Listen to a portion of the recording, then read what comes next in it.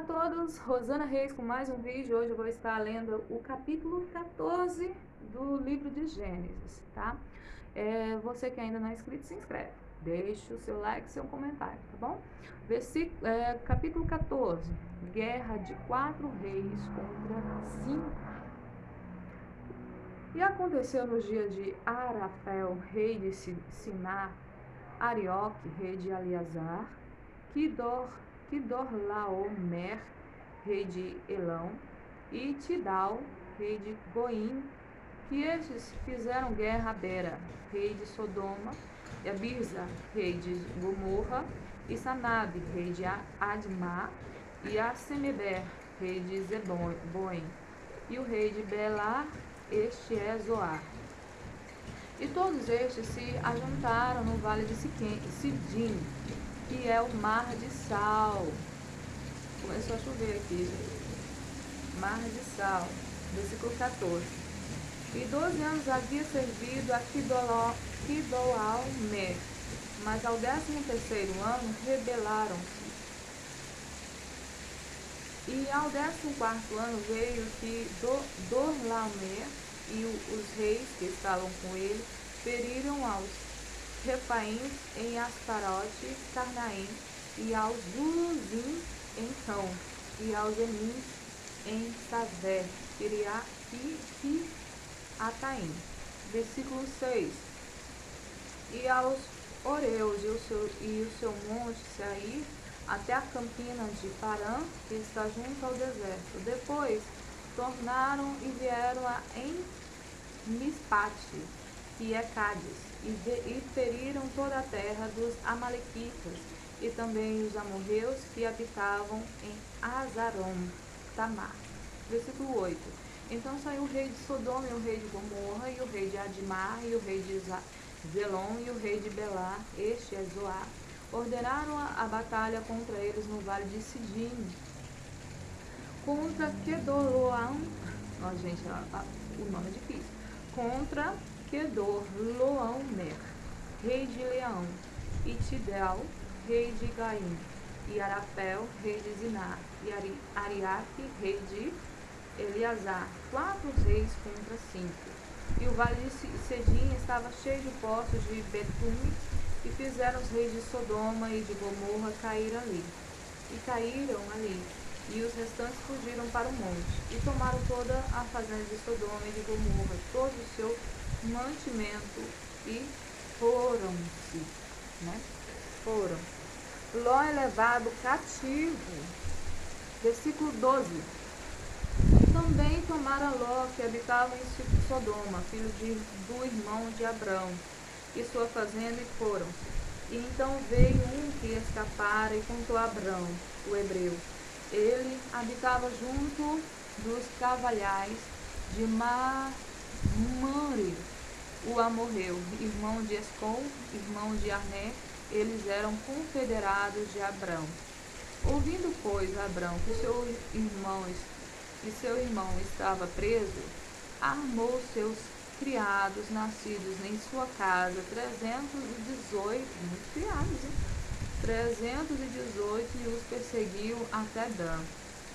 E dividiu-se contra eles de noite, e eles seus criados, e os feriu, e os perseguiu até Abar, que ficou à esquerda de Damasco. Versículo 16. E tomou a trazer toda a fazenda, e tomou a trazer também a Ló, seu irmão, e sua fazenda, e também as mulheres e o povo. E o rei de Sodoma saiu-lhe ao encontro, depois que voltou de ferir a Quedorlaomer, e os reis que estavam com ele, no vale de Savé, que é o vale do rei. Versículo 18. Melquisedeque abençoou Abrão. E Melquisedeque, rei de Salém, trouxe pão e vinhos, e era este sacerdote do Deus Altíssimo. 19. E abençoou e disse: Bendito seja Abrão, do Deus Altíssimo, e possuidor dos céus e da terra. E bendito seja o Deus Altíssimo, que entregou os teus inimigos nas tuas mãos. E deu-lhe o dízimo de tudo. Abraão deu o dízimo a Melquisedeque. E o rei de Sodoma disse a Abrão: dai-me a mim as almas e as fazendas, toma para ti. Dai-me a minhas almas e as fazendas, toma para ti. Abrão, porém, disse ao rei de Sodoma: levai-te minha mão. Versículo 22. Abrão, porém, disse ao rei de Sodoma: levantei minha mão ao Senhor, o Deus Altíssimo, o possuidor dos céus e da terra, e desde um fio até a correia de um sapato não tomarei coisa alguma de tudo que é teu, para que não digas: eu enriqueci Abrão, salvo tão somente que os mancebos comeram e a parte de salvo tão somente que os mancebos comeram e a parte que toca os varões que comigo foram, Aner, Elcom e Marim, estes que tome a sua parte. Né? Esse foi o capítulo 14 de Gênesis. Capítulo 14. Então, Ló, o primo, o sobrinho de Abrão, ele foi preso, né? Teve essa guerra e ele foi levado cativo pelo aquele rei com um nome difícil chamado Quedorlaomer. E Abrão tinha muitos servos, né? Mais de 300 servos. E ele foi lá para resgatar o seu primo e resgatou, né? Dando assim vitória ao rei de Gomorra, né? Ao rei de Gomorra.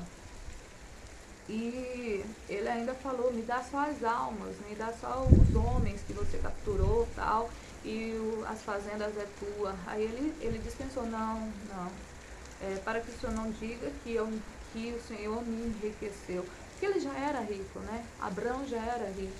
E para ter um ressalvo de dizer assim: eu enriqueci Abraão mais do que era, sendo que não foi assim que aconteceu, né? Cada um tem o seu jeito. Abraão fez dessa maneira para se proteger.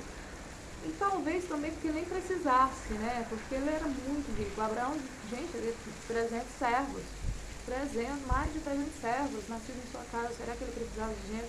Ele tinha muitas riquezas. Porém, aos servos, ele falou: não, você paga aos servos a parte deles, porque eles trabalharam e tal. Mas a mim não, né? Ele não aceitou. E essa foi mais uma coisa, gente. Melquisedeque abençoa Abraão, né? Melquisedeque, rei de Salém, trouxe pão e vinho, e era este sacerdote de Deus Altíssimo. E se eu não me engano, ele não estava nessa guerra, Melquisedeque. Não vi ele ali em cima. Porém, mais na frente, a Bíblia vai falar que Melquisedeque era próprio Deus. E ele deu-lhe o dízimo de tudo, né? O dízimo é a 10ª parte. Em agradecimento, ele ofereceu a Melquisedeque. E, gente, a Bíblia é inspirada por Deus. Então, mais na frente, homens inspirados por Deus disseram que Melquisedeque era o próprio Deus. Então, pronto, tá? Diz que não tinha descendência, não sabia de onde veio, e ele era rei de Salém. Por isso que a Assembleia ela tem o costume de dizimar, né? Pegar tudo que a gente ganha e dizimar 10ª parte do nosso salário para que haja mantimento na casa do Senhor, para que pague a construção do templo, para que compre um lote, para que pague a água, a energia, né? Para que não falte.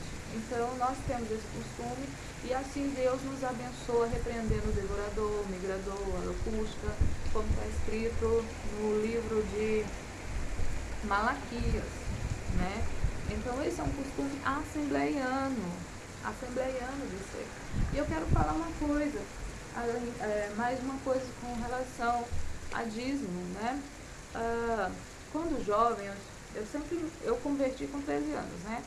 Então eu comecei a trabalhar, eu trabalhei como faxineira também. Isso a partir dos 16 anos, até os 18, 19 anos eu trabalhei como faxineira.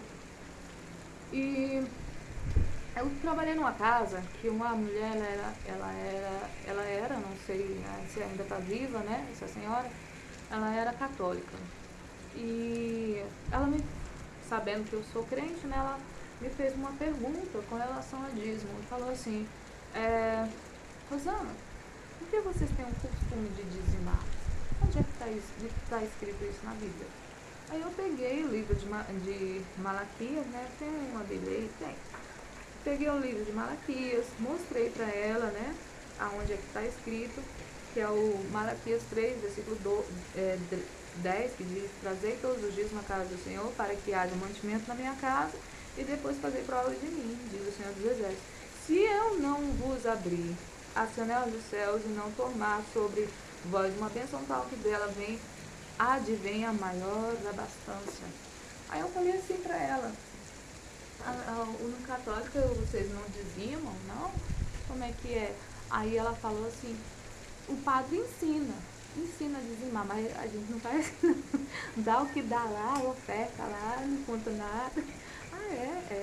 Ela sorrindo. Mas isso aí ela perguntando, mas isso é verdade? Aí eu falei assim, e assim, Deus vai pela palavra dele, ele vela pela palavra dele, como está escrito. Como a senhora é católica, a senhora pode ir lá, tirar a 10ª parte, que é 10%, se é 100, é R$10, né? E colocar lá como dízimo. E Deus vai pela sua palavra e vai cumprir a sua palavra.